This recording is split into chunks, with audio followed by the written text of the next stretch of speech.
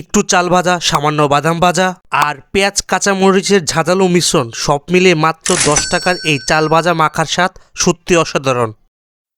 আমি এখন আছি ভৈরব বাজারের জামে মসজিদের সামনে, যেখানে সন্ধ্যার পরপরই ভ্যান গাড়িতে হাজির হয় এই দারুণ চাল ভাজা মাখা হাঁটি। আর এই ভ্যানে কিন্তু শুধু চাল ভাজা মাখা না, চাল ভাজা মাখা বাদেও বুট ভাজা, বাদাম ভাজা আর অনেক কিছু আছে।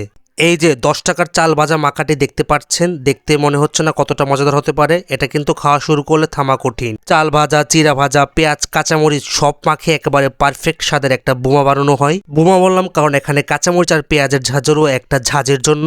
প্রতিদিন সন্ধ্যায় আমাদের ভৈরব বাজার জামে মসজিদের সামনে এই ব্যান্ডটা হাজির হয়। আর আমি এখানে বর্তমানে নিয়মিত কাস্টমার। এই 10 টাকার চাল ভাজা মাখাটি তৈরিতে কিন্তু খুবই সাধারণ উপকরণ ব্যবহার করা হয়, যেমন বাদাম, পেঁয়াজ, কাঁচামরিচ, চাল ভাজা। আর এই চাল ভাজা মাখাটির একটা কিন্তু আলাদাই সাথে আছে, যা প্রতিদিন আমাকে টেনে নিয়ে আসে সন্ধ্যার কাজ শেষে বা গল্প করতে করতে এখানে এই চাল ভাজাটি খাই। যারা ভৈরব বাজারে নিয়মিত আসেন বা থাকেন তারা একবার হলেও এই চাল ভাজা মাখাটি একবার ট্রাই করতে পারেন।